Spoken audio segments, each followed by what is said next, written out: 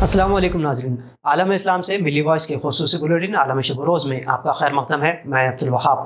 ناظرین، آج کی اہم خبروں سے قبل چند سرخیاں کچھ اس طرح ہیں۔ اقوام متحدہ میں اسرائیل کے خلاف قرارداد منظور، کہا فلسطین میں غیر قانونی تعمیرات ہو بند۔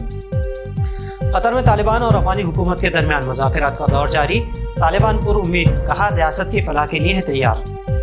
جرمن افواج کے قیام افغانستان میں 1 سال توسیع، جرمن پارلیمنٹ میں بل پیش۔ ترکی صدر رجب طیب اردوغان مسلسل تیسری مرتبہ عالمی مسلم شخصیت کے حقدار قرار دیے گئے، اور برطانیہ کی سب سے بڑی مسلم فلاحی تنظیم پر سے ہٹا صہیونی مخالفت کا الزام، فنڈز کی فراہمی کا راستہ ہوا ہموار۔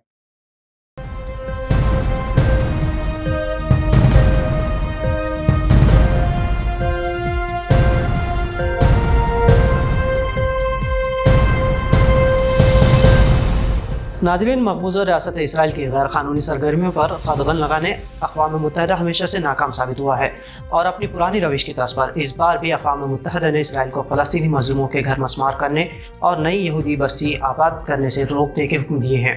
اقوام متحدہ کے عہدیدار برائے فلسطینی علاقہ لین ہیسٹنگ نے کہا کہ اسرائیل کی سرگرمیاں بین الاقوامی قوانین کی خلاف ورزی ہے۔ اپنے خمسہ البقائی علاقے میں دورے پر ہیسٹنگ نے کہا کہ اسرائیل کے ذریعے فلاحی تنظیموں کو روکنے اور غذا، پانی، ادویات اور دیگر ضروری وسائل کو بلاک کرنے سے باز آنے کو کہا ہے۔ اسرائیل کا مغربی علاقے کے 60% حصے پر قبضہ ہے اور لگ بھگ 6 لاکھ یہودی آباد کیے گئے ہیں۔ اقوام متحدہ نے اب تک اسرائیل کے خلاف کئی بار قراردادیں منظور کی ہیں، لیکن اسرائیل اقوام متحدہ کو کبھی بھی خاطر میں نہیں لاتا۔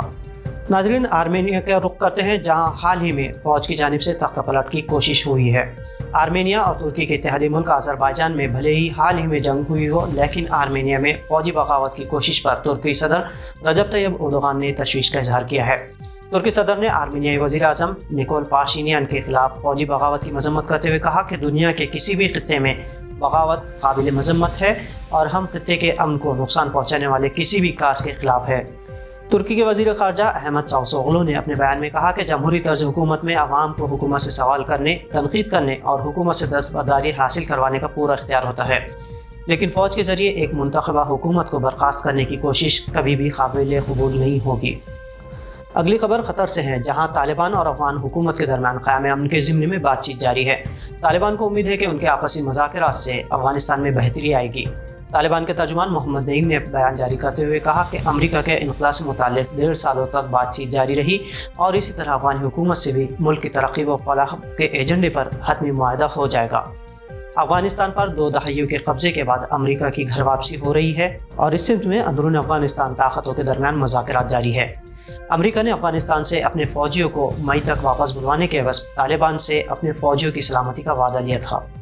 جرمن فوج افغانستان میں سال 2022 تک مقیم رہے گی، اس طرح کا بل جرمن پارلیمنٹ میں پیش کیا گیا ہے۔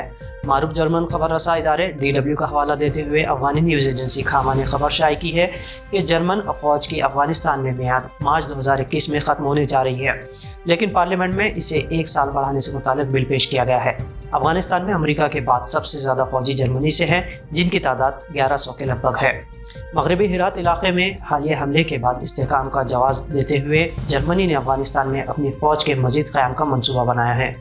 جنگ سے بدحال ملک کی شام پر نظر ڈالتے ہیں۔ سیریا میں 26 فروری کو صبح امریکی فضائی حملوں کے حکم کے بعد امریکی صدر جو بائیڈن کے فیصلے کی روس نے مذمت کی ہے۔ روس نے کہا کہ یہ حملے غیر قانونی اور انتہائی خطرناک ہیں، اس سے معاملات سدھرنے کے بجائے مزید بگڑیں گے۔ پینٹاگون کے مطابق یہ حملے امریکی ایئر بیس سے قریب ایئر اسٹرائک میزائل حملوں کے جوابی کارروائی کے طور پر کیے گئے ہیں۔ سوشل میڈیا پر بھی امریکی حملوں کے خلاف شدید رد عمل سامنے آ رہے ہیں۔ سوشل میڈیا یوزرز نے کہا کہ امریکی حملہ آور مشین دوبارہ واپس آ گئی ہے۔ معروف امریکی صحافی بین نارٹن نے کہا کہ بائیڈن انتظامیہ کے اس فیصلے سے یہ واضح ہوتا ہے کہ امریکہ سیریا پر تھوپی گئی خراب جنگ کو مزید بڑھا رہا ہے۔ اس طرح ان کے پاس اوباما اور ریپبلک پارٹی کے ٹرمپ نے جاری رکھی تھی۔ امریکی صحافی اور فلم ساز ڈین کوہن نے کہا کہ امریکہ کو عراق اور سیریا سے نکل جانا چاہیے، کیونکہ اب عراقی پارلیمنٹ نے بھی امریکہ کو باہر نکلنے کے احکامات دیے ہیں۔ اگلی خبر ترکی سے ہے، جہاں صدر رجب طیب اردوغان کا نام تیسری مرتبہ مسلسل گلوبل مسلم پرسنالٹی کے طور پر چنا گیا ہے۔ نائجیریا کے خبر رساں ادارہ مسلم نیوز نائجیریا ہر سال عالم اسلام سے گلوبل اسلامی شخصیت کا انتخاب کرتا ہے۔ انتظامیہ اور حکومت میں بہترین کاوشوں کے اعتراف میں معیار و پیمانے کے مطابق اس میڈیا ادارے نے اردوغان کو پسند کیا۔ اردوغان کو اس سے قبل یہ اعزاز 2 مرتبہ سال 2019 اور 2020 کے لیے بھی دیا گیا ہے۔ ادارے کے پریس ریلیز میں کہا گیا کہ عالمی وبا میں جس طرح اردوغان نے انسانیت نواز کام کیے ہیں اس کی مثال نہیں ملتی، اور ڈھیر سارے چیلنجز کے باوجود اردوغان نے بہترین فلاحی اور حکومتی کام انجام دیے ہیں۔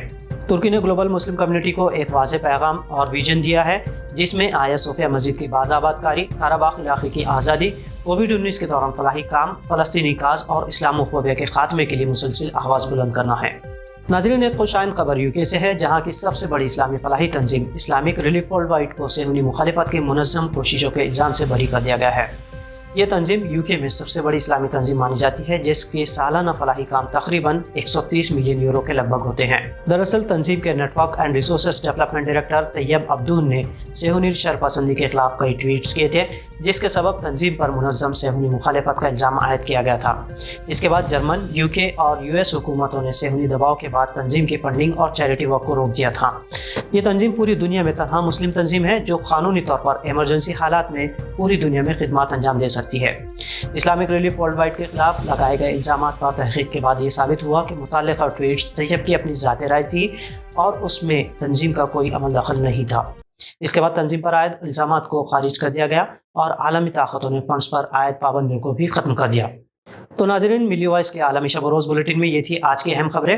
دیگر خبروں اور تجزیوں کے لیے آپ ملی وائس کو فیس بک اور یوٹیوب سمیت سبھی سوشل میڈیا پلیٹ فارمز پر فالو اور سبسکرائب کر سکتے ہیں۔ عبدالوہاب کو اجازت دیجیے۔ اللہ حافظ۔